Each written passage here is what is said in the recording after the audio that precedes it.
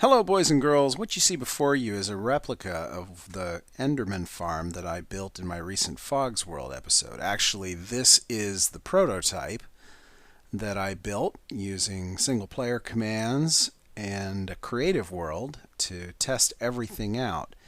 Now, because I know there is going to be some controversy around this issue, I wanted to do some testing. There has been a lot of talk about what happens when a mob structure like this is built that spans the 128 block barrier. So I'm going to turn on F3. See that we're up here at about Y174 or so. This top spawning layer is at about Y170. Well, 171 I suppose is my eye position. So that's at about 170. If I go down to the bottom here,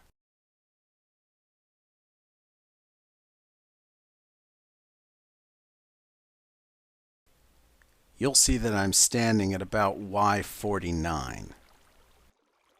This is exactly the same height as the mob grinder in my Fog's World episode. And this is what I used to build the initial template and to do my initial testing. And what I want to know is, will I get better spawn rates if I build it here at Y49 with about half of those spawn levels being above the 128 block barrier? Now mind you, that's a Y128, not 128 blocks from the kill floor. Clearly, if you go farther than 128 from the kill floor, it's not going to help because mobs will despawn when they get 128 blocks from the player. But the question is, will the spawn rates be affected if I'm standing at 49 with 20 levels of spawning above me, and about 11 of which are above the 128 line? Or will I get better spawn if I move this whole thing down so that all 20 spawning floors are below the 128 Y mark? And that's what we're going to test today. So, in order to make sure the test is completely fair, I'm going to stand right here. And I'm going to go and load another test world that has exactly the same configuration, except I'll be standing at about Y4, which pulls all 20 spawn layers down below the 128 barrier. Alright, as you can see, I'm at Y4. This is exactly the same configuration. We have 20 levels of spawn above me. Now what I'm going to do is, in a minute, I'm going to turn on hard mode and we're going to time how long it takes to reach the maximum entity count of about 80. So give me a second. I want to get my timer set up, and then we'll do that. All right, so I've got a stopwatch ready, and I will show the time on screen. We're going to go to the options. We're going to put difficulty on hard.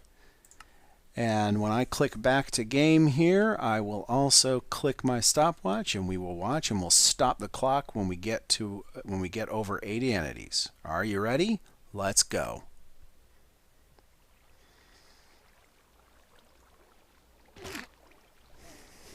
Now it's the entity count that I'm after. It's not the number of mobs down below. It's the entity count. So it's that second number there. Oh, okay, so we're at 80. And we got there in about 18 seconds. That's pretty darn good, actually. Okay. All right. Let's put this back on peaceful.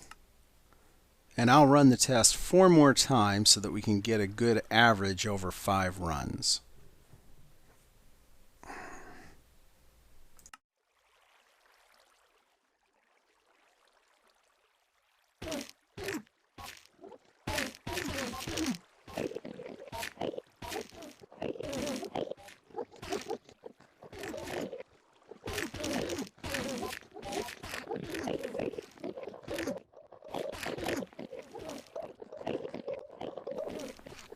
All right, well this time it took 23 seconds.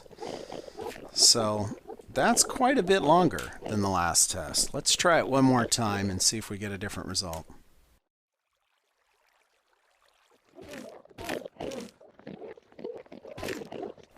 Well, that time it took 28 seconds.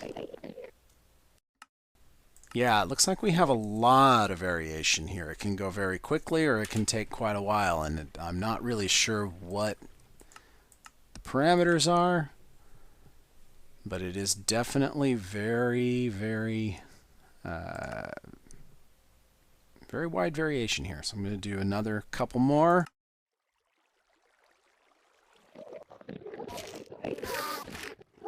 See, that time it took 35 seconds. So I'm seeing a pretty wide range of variation here. Let's go ahead and do one more so that I can have 5 tests that I can average.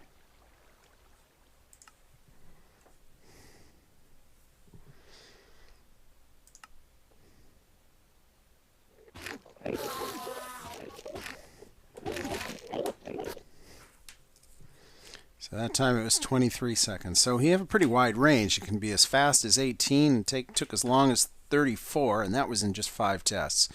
All right, so now what I want to do is I want to go to another test. All right, so in this world, this is the world as built in my HFoG's World episode. I'm at Y129, which is exactly the same height as the Enderman Tower I built there, the Enderman farm I built there. We're going to do 5 tests in this world as well, and we'll see how that compares. See if there's any difference here. So we'll start in hard mode here. Get my clock ready. Let's go. Entity levels climbing quickly.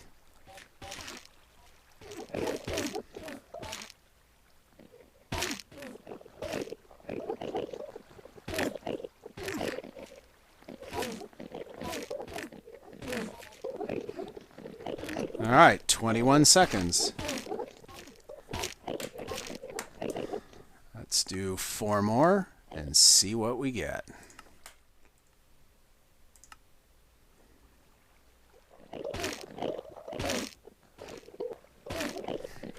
All right, that time we had 29 seconds.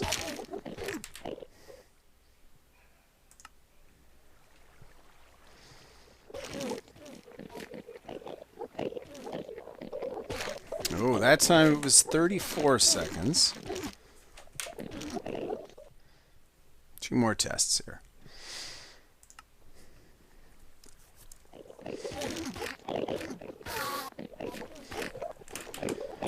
That one was 30 seconds. And let's do one more.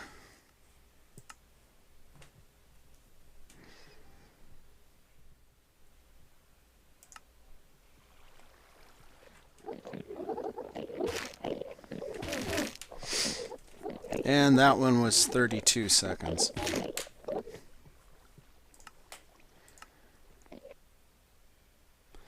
Alright, so if I look at these and do a quick average in my head, it looks like if you build it at the very lower layer so that all spawn layers are under 128, there might be an advantage, but it isn't very much. Now, my next question is, what is the determining factor? Do the levels that are above the 128 line contribute that much to the variation? And is the variation statistically significant? We only did 5 tests in each world, and that's not really a whole lot. I've seen them take as long as 29 as almost 40 seconds. I've seen it take as little as less than 20. So that's a pretty wide variation, and it doesn't really seem to have a whole lot to do with our altitude. So I thought that I'd do a couple more tests, and let's find out for sure. So I'm going to take you to another test world right now. All right, now in order to make sure that the layers below the 128 line weren't compensating for the ones above, I've prepared another pair of tests. This time, I've removed the lower 10 spawning layers. Other than that, it's exactly the same, but now we have 10 spawning layers. In this test, all 10 spawning layers will be below the 128 line. And for the next test, all 10 layers will be above the 128 line. So now we'll really see how much that, Now we'll really see how much that makes a difference. So, stopwatch ready. Let's go.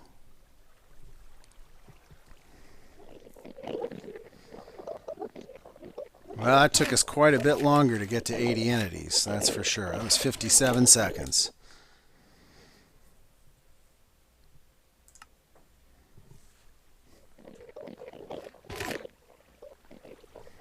That time, 50 seconds. So I think it's fair to say that our spawn rates have been cut roughly in half here.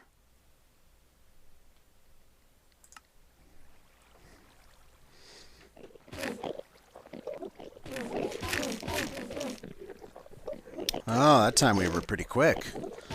41 seconds.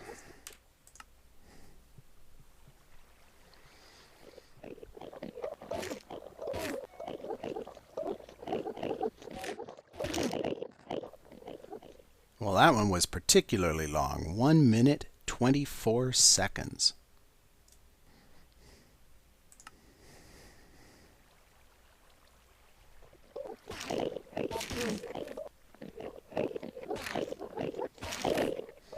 And 50 seconds for the last run.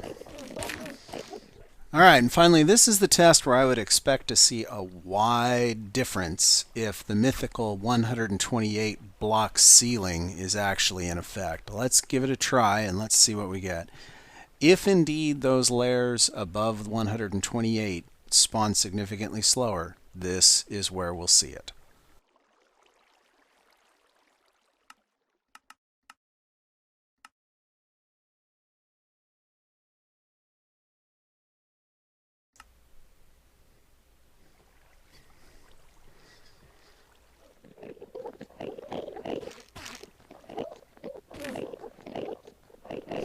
One minute, 2 seconds.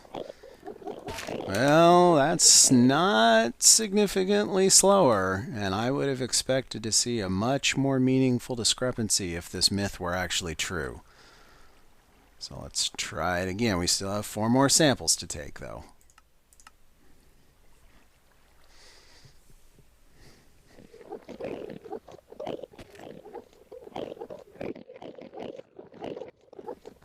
One minute 18.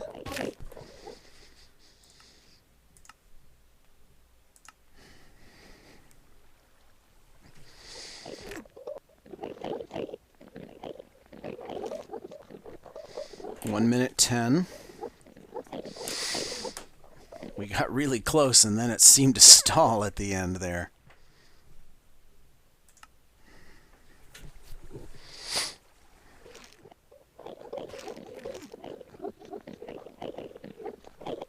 One 17.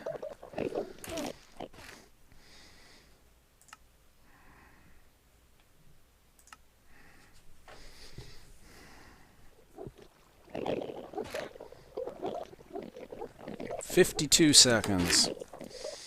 All right, guys. Well, I think the jury's in. I think the numbers are in. I've crunched the numbers. I've run 5 tests in each. And I gotta say that the differences are within statistical aberration. I mean, there is no statistical evidence that building this grinder down all entirely under Y128 versus building it 50 blocks higher has any statistically significant effect on the spawn rates. I did notice it was slightly faster on average in my tests when it was lower, but the difference was so small as to be very likely down to a statistical anomaly. I mean, there just is no evidence that any kind of significant difference exists. So, with that in mind, I'm going to stand up here, and we are going to pretend we're an Enderman, and we are going to get pushed down to the floor. Ugh. I missed that sound effect. All right, guys. Well, there you have it.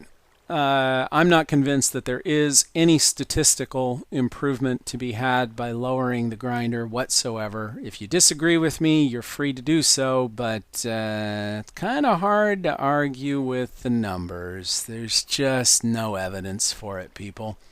So, there you go. Hopefully that puts this issue to rest. I'm sure for some of you it won't, but for me it certainly does. I'm not making any changes. So I'll talk to you all later. Thanks for subscribing. Thanks for hitting that like button. Tell your friends, tell your enemies, and we'll see you again soon. Bye-bye.